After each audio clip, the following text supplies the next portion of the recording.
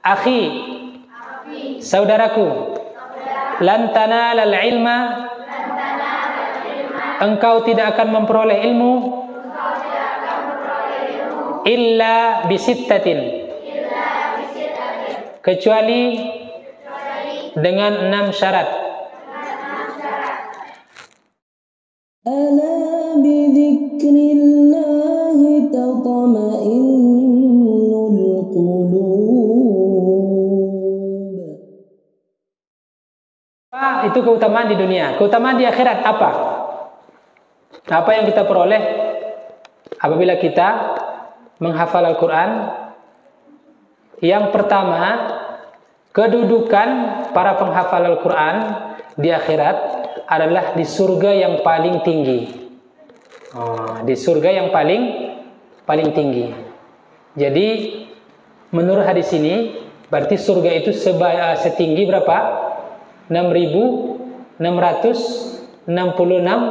tingkat. Karena jumlah ayat dalam Al-Quran berapa ayat? 6.666, walaupun banyak perselisihan ya, tapi itulah yang paling mudah diingat, 6.666 ayat. Maka ketika kita hafal seluruh Al-Quran, maka posisi kita berada paling atas. Semakin tinggi, maka semakin banyak fasilitas yang kita peroleh, semakin indah surganya, semakin nyaman tempatnya, semakin mulia posisi kita. Seperti kata Nabi, yuqalu li sahibil Quran iqra wartaki. Dikatakan pada penghafal Al-Quran, ya sahibul Quran, ya, iqra wartaki, baca dan naiklah. Warattil kama kunta turattil fid dunya. Ya, baca dan naiklah karena sebagaimana kamu bacanya di dunia, fa inna manzilaka, karena posisimu, tempatmu, inda akhiri ayatin taqra'uha, tergantung akhir ayat yang kamu baca. Ketika kamu baca surah An-Nas, qul a'udzu birabbin nas, malikin nas, ilahin nas, min syarril waswasil khannas, alladzi yuwaswisu fi sudurin nas minal jinnati wan nas. Naik posisi 6 tingkat. Hafal lagi surah Al-Falaq, baca lagi. Qul a'udzu birabbil falaq min syarri ma khalaq wa min syarri ghasiqin idza waqab wa min syarri naffatsati fil 'uqad wa min syarri hasidin idza hasad. Naik lagi. Kata Allah, baca. Terus baca sampai Allah menyimak bacaan kita sampai 30 juz.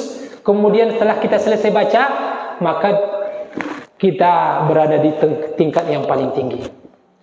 Kalau kita hafalnya semua hanya surah An-Nas, ya 6 tingkat lah.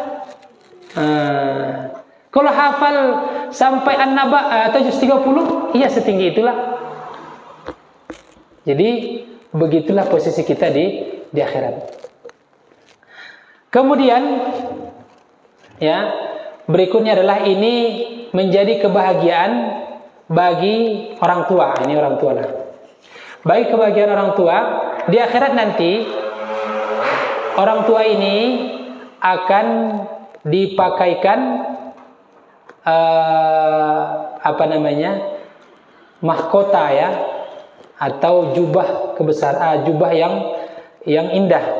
Ini disebutkan dalam sebuah hadis dari Buraidah al-Aslami radhiyallahu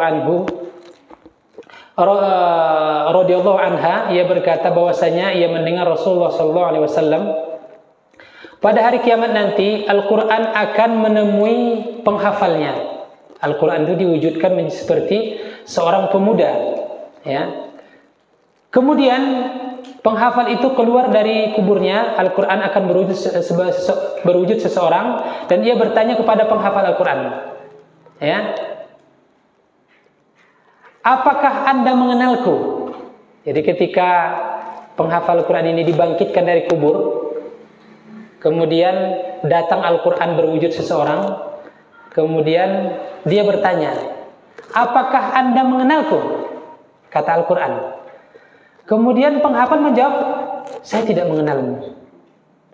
Al-Quran berkata, saya adalah kawanmu. Kawanmu, kata Al-Quran. Al-Quran yang membuatmu kehausan di tengah hari, ya, yang panas, karena kamu sering berpuasa. Jadi penghafal Quran ini memang hobinya berpuasa, karena dengan taat kepada Allah maka akan memudahkan seorang untuk menghafal Al-Quran. Membuatmu tidak tidur pada malam hari. Pertama, penghafal Quran itu suka puasa, Senin Kamis, Ayyamul Bid, ya, atau hari-hari Islam lainnya, hari-hari puasa lainnya. Dengan banyak dia puasa akan mengurangi makanan, ya, dari perutnya, akan menghilangkan kegemukan, akan membuat dia lincah. Kalau seorang penghafal Quran banyak makan, banyak tidur. Banyak tidur, banyak lalai. Banyak lalai, banyaklah yang hilang hafalannya. Nah, maka banyak puasa. Banyak puasa akan melancarkan hafalannya. Kemudian, akulah yang membuat kamu tidak tidur malam. Penghafal Quran banyak murojaah di malam hari. Banyak murojaah di malam hari. Seperti Musa yang hafal Al-Quran pada usia kurang lebih 6 tahun, ya. Anak kecil, belum SD, sudah hafal Al-Quran. Ternyata dia menambah hafalannya, mengulang hafalannya sebelum subuh. Sebelum subuh dia bangun, kemudian dia tambah hafalannya, dia ulang hafalannya. Setelah subuh dia langsung setoran dengan ayahnya. Pada usia kurang dari 6 tahun sudah hafal Al-Quran 30 juz. Masya Allah, luar biasa. Penghafal Al-Quran itu kurang tidur karena banyak mengulang hafalannya. Kalau penghafal Al-Quran kurang tidur karena HP, nah ini penghafal Quran yang salah, ya. Dan hafalannya pun nanti akan tidak akan kuat karena dihilangkan oleh Facebook, Instagram dan sebagainya, ya. Kemudian kata, sesungguhnya setiap pedagang akan mendapatkan keuntungan di belakang dagangannya, dan kamu pada hari ini di belakang semua dagangannya, ya. Maka penghafal Quran tadi diberikan kekuasaan di tangan kanannya, diberikan bekal di tangan kirinya, serta di atas kepalanya dipasangkan mahkota yang sangat besar. Sedangkan kedua orang tuanya diberikan 2 pakaian baru yang bagus, indah, harganya tidak dapat dibayar oleh penghuni dunia seluruhnya. Dikumpulkan uang orang sedunia ini untuk membeli pakaian itu, tidak mampu orang belinya, saking mahalnya. Saking mahalnya. Kemudian kedua orang tua itu bertanya, kenapa kami diberikan pakaian ini?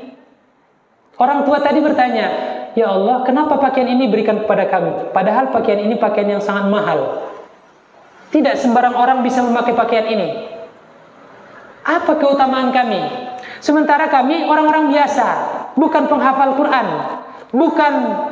bukan ustadz, ya, bukan orang yang ahli agama. Amal kami tidak seberapa. Kemudian, ya, dia menjawab, karena anakmu hafal Al-Quran. Masya Allah. Ibu, bapak yang tidak hafal Al-Quran, bahkan mungkin membaca Al-Quran pun masih terbata-bata, belum terlalu lancar. Mungkin, ya. Sementara anaknya ada yang hafal Al-Quran. Maka dengan anak tersebut, perantaraan anak tersebut, orang tuanya diangkat derajatnya oleh Allah Subhanahu wa ta'ala. Maka banggalah ibu, banggalah bapak yang punya anak hafal Al-Quran. Hanya modal apa namanya, ya, mulut saja berdoa kepada, ya Allah, jadikanlah anakku penghafal Al-Quran. Kemudian modal lisan saja, nak, pergi mengaji, lain setoran tadi, lain murojaah tadi, lain tak ribut tadi, bah hafalan kini kok. Modal itu saja, mengingatkan saja, tidak banyak-banyak. Hasilnya apa? Nanti kalau anak kita hafal Al-Quran, kita diberikan baju atau mahkota yang sangat indah dari Allah Subhanahu wa taala. Tapi banyak orang yang tidak peduli, kurang peduli ya dengan hal-hal yang sepele ini. Ya jelah, ndak ada. Nyo kan masih muda baru. Anak-anak yang lain pun mau itu nyojo HP nyo ndak ada. Anak lain pun main game nyo. Jangan sampai kita seperti itu. Kemudian ya, yang terakhir di akhirat, keuntungan apa yang kita peroleh ketika kita hafal Al-Quran? Orang yang hafal Al-Quran akan terbebas dari siksa api neraka. Tidak pernah disentuh, tidak akan disentuh oleh api neraka orang yang hafal Al-Quran. Kata Rasulullah, bacalah Al-Quran karena Allah tidak akan menyiksa orang yang hafal Al-Quran. Sesungguhnya Al-Quran ini adalah hidangan Allah. Siapa yang memasukkannya, maka siapa yang menghafalnya, maka dia akan aman. Dan barang siapa yang mencintai Al-Quran, maka hendaklah ia bergembira.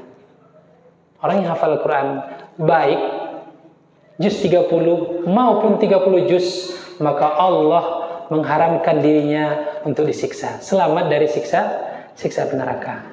Siksa kubur selamat, siksa neraka selamat, karena hafal Al-Quran.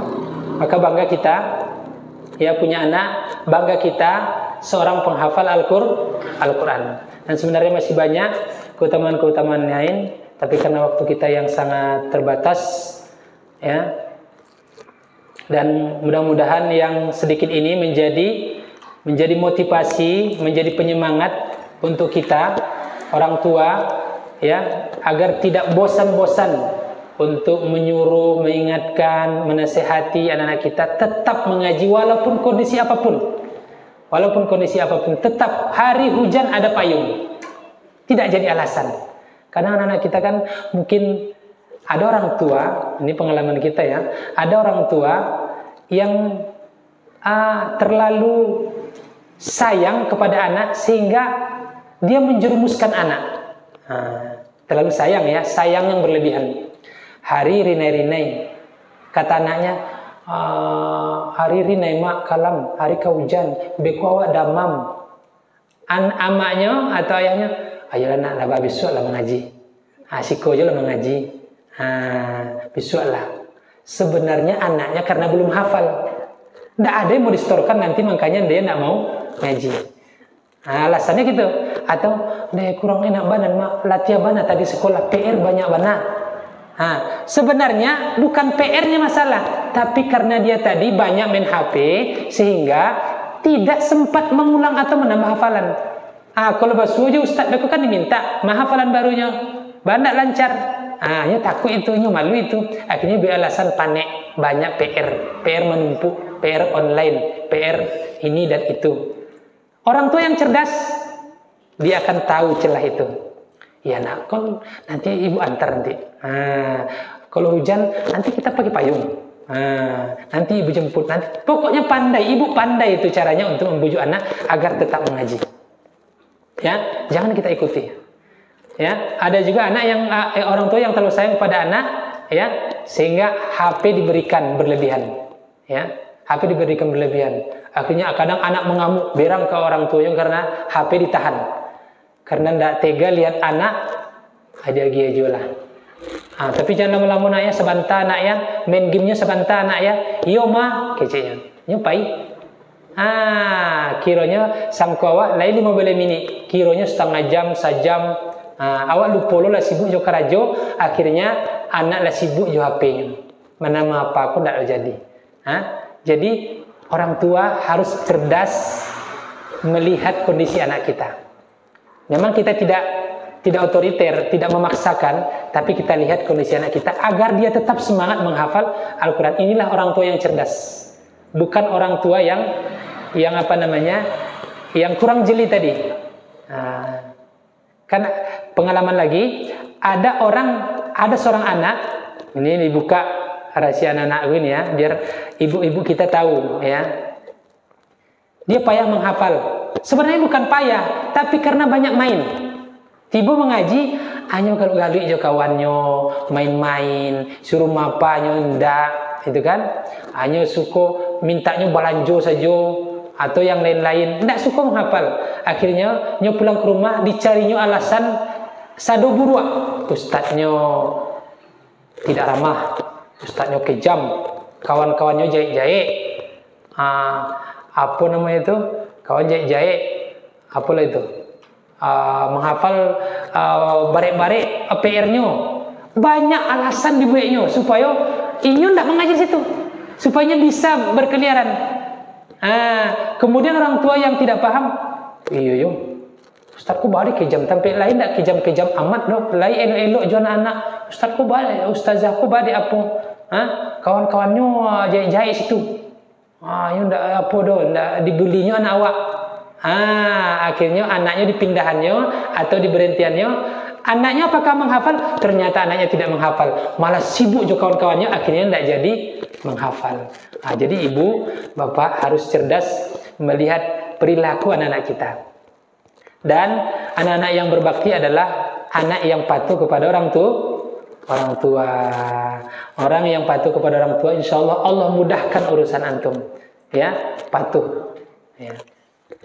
Jadi termasuk bakti antum kepada orang tua adalah dengan banyak belajar. Dengan hafalan antum saja itu orang tua sudah bahagia, sudah senang, ya. Banyak hafalan antum, belajarnya serius, ya. Orang tua sangat senang dengan itu. Maka senangkanlah orang tua dengan prestasi-prestasi antum. Bapak Ibu anak-anak kami yang dimuliakan oleh Allah Subhanahu wa taala. Bapak Ibu, lai teraso, lai muda itu. Ada enggak anak-anak kita yang malih mengaji? Lai rajin-rajin sadonya nak? Lai. Alhamdulillah, ini nanti calon-calon ustazah dan ustadz semua ini, ya, insyaallah. Dulu juga Ustadz Imam, Bang Imam asa kadang-kadang ikonya, umum iko, tapi kalau badannya gadang gatigo tuh, memanglah gadang badannya, umumnya semua ikonya, tapi badannya lah bantu anak kuliah gitu, manang dek badan, tapi insyaallah sekarang prestasinya juga sudah luar biasa. Ya, lama.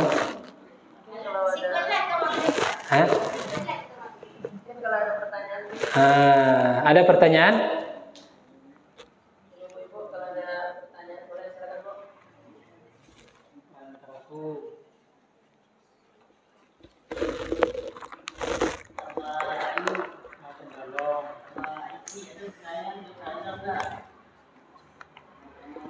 Yang terakhir, kalau tidak ada pertanyaan ya, yang terakhir, khusus untuk anak-anak kami, ini pesan Imam Syafi'i pada kita, sekaligus nanti untuk orang tua juga ya, yaitu kata Imam Syafi'i, lan tanalal ilma illa bisittatin. Engkau tidak akan memperoleh ilmu kecuali dengan 6 syarat. Ini perlu ya, ini hasil evaluasi dari Imam Syafi'i, hasil perjalanan hidupnya dalam menuntut ilmu. Beliau mengatakan tidak akan engkau peroleh ilmu kecuali dengan 6 syarat. Yang pertama adalah zakaun, zaka, yaitu cerdas, harus pintar, otaknya pintar mengelola waktu, ya, pintar dalam menghafal dan sebagainya, harus punya kecerdasan, baru bisa kita peroleh ilmu. Kemudian yang kedua adalah hirsun, semangat yang tinggi. Tidak ada kata malas-malasan. Yang pertama cerdas, yang kedua semangat, yang ketiga ijtihadun. Ijtihad apa namanya? Kalau hirsun tadi itu tamak ya, tamak, rakus dan ilmu ya. Ijtihad artinya sungguh-sungguh. Ijtihad, manjadda wajada, manjadda wajada. Siapa yang bersungguh-sungguh pasti berhasil. Nah itu kita targetkan, saya harus hafal 1 bulan 1 juz. Kalau dia sungguh-sungguh bisa 1 juz. Tapi kalau tidak sungguh-sungguh 1 ayat pun tidak hafal-hafal. Kalau sungguh-sungguh 1 bulan 1 juz bisa. Kalau tidak sungguh-sungguh, satu ayat 1 bulan tidak hafal-hafal. Ya, kalau tidak diprogram, tidak direncanakan, ya, maka ada orang memprogram 1 bulan 1 juz. Ya, kemudian 30 bulan 30 juz selesai. Dan ada orang memprogram 3 tahun 30 juz, ada selesai. Dan ada orang yang tidak memprogram, tidak ada programnya untuk menambah hafalan, untuk mengulang hafalan sebagainya, tidak ada program. Akhirnya umurnya 40, 80, 100 tahun tidak ada hafal apa-apa. Jangankan 30 juz, 30 pun tidak hafal, karena tidak ada perencanaan. Tidak ada perencanaan, tidak ada rencana, tidak ada tekadnya. Ya, akhirnya apa? Umur 70, hafalan kul 3, kul Allahu ahad, kul a'udzu falaq, kul a'udzu birabbin nas. Itu saja ulang-ulang sampai kul 3 itu jenuhnya. Badi awak saja basabui salamu tu. Zuhur itu dia pakai, maghrib itu dia pakai, isya itu loh, besok itu loh, lah setahun itu ke itu je baru. Tukar lah awak lah bosan loh dia. Tapi baik itu apa kan?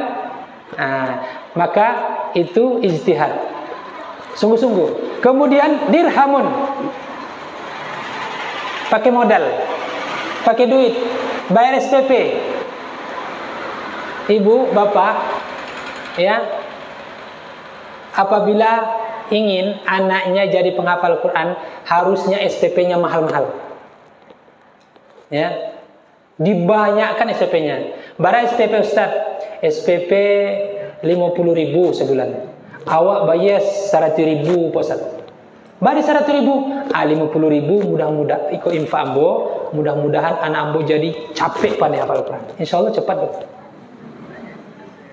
Bara SPP Pak Ustaz 100. Lah bisa 25.000. Awak kan orang siko ya Ustaz. Awak semua awak 25.000. Jadilah Bu. Itu Ustaznya jadilah gitu, daripada nak mengaji kan. 25.000 itu kiranya lah menumpuk-numpuk 2 bulan 3 bulan tak bayar. Akhirnya anak-anaknya lambek menghafal, lambek mengaji. Itu yang ambo rasakan. Ambo pengalaman, bukan rasakan ya, pengalaman ambo ditampil mengaji seperti itu. Ada anak-anak yang agak-agak orang tuanya mungkin entah lupa atau dilupa-lupakan. Akhirnya anaknya setahun tak pandai-pandai mengaji.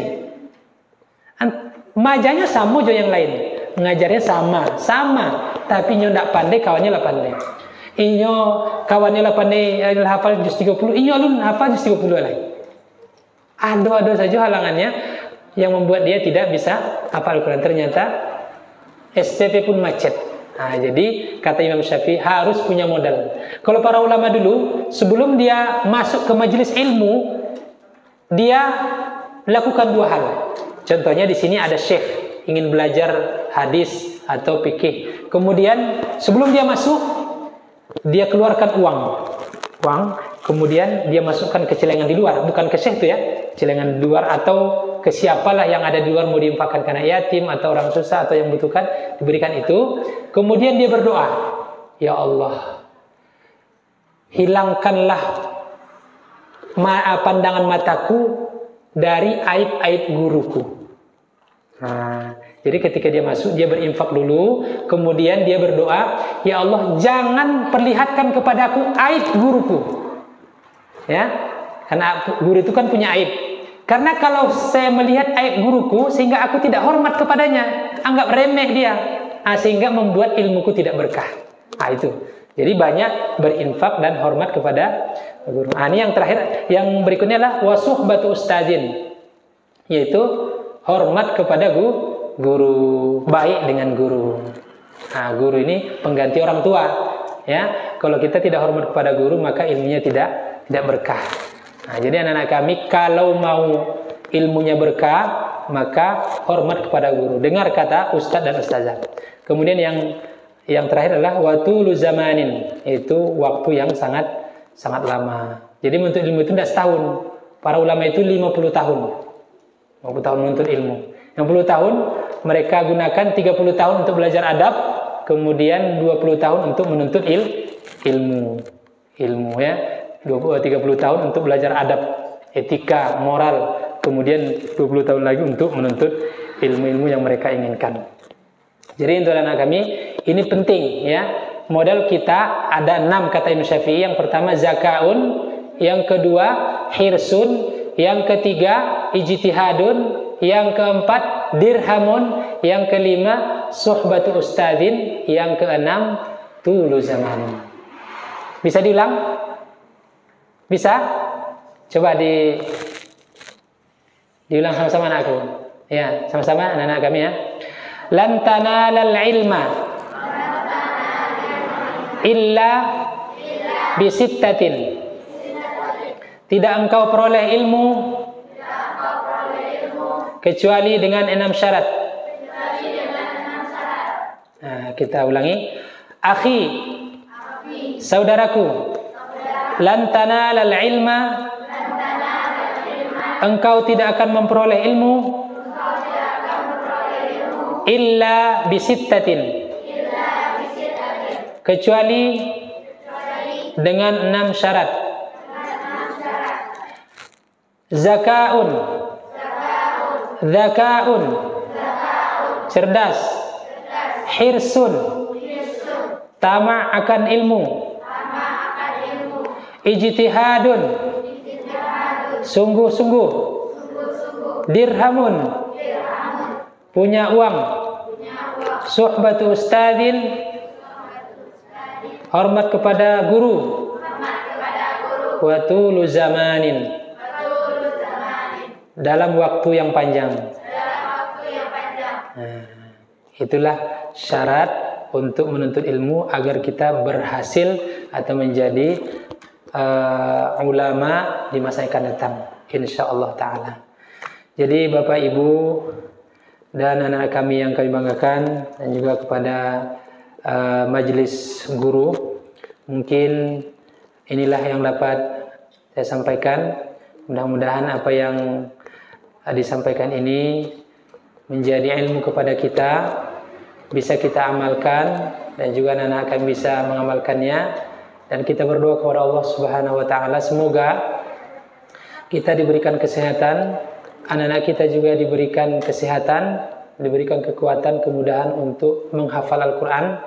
Dan apabila anak kita sudah menghafal Al-Qur'an sampai dia tua, tetap menghafal Al-Quran, agar kita mendapatkan jariyah dari hafalan anak-anak kita, atau pahala jariyah.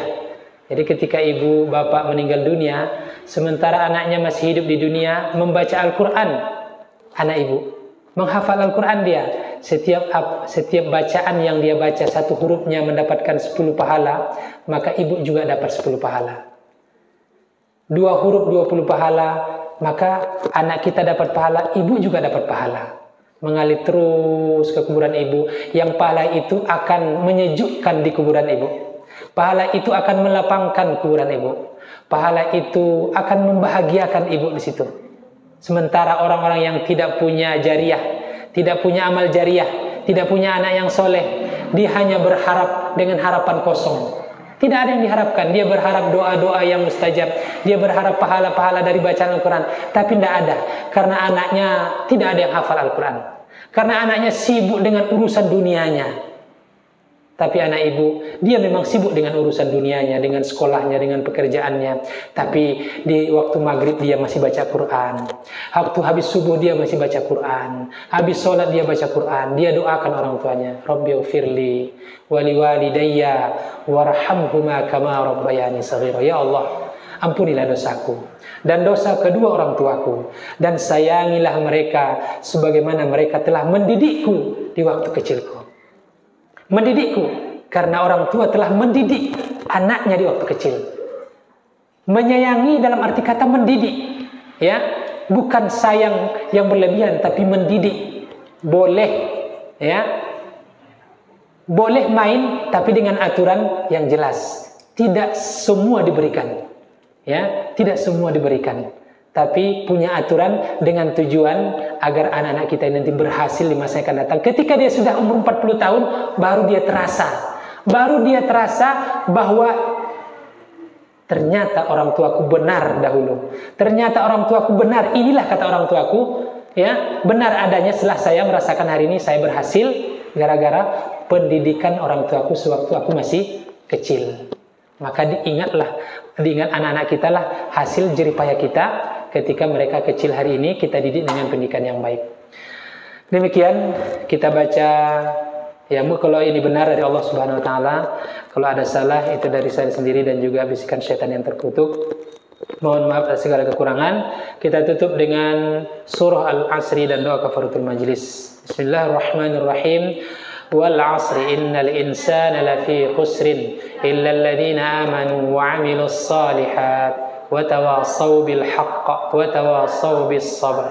Subhanakallahumma wa bihamdika ashhadu an la ilaha illa anta astaghfiruka wa atubu ilaik. Wal akhir billahi taufiq wal hidayah. Wassalamu alaikum warahmatullahi wabarakatuh.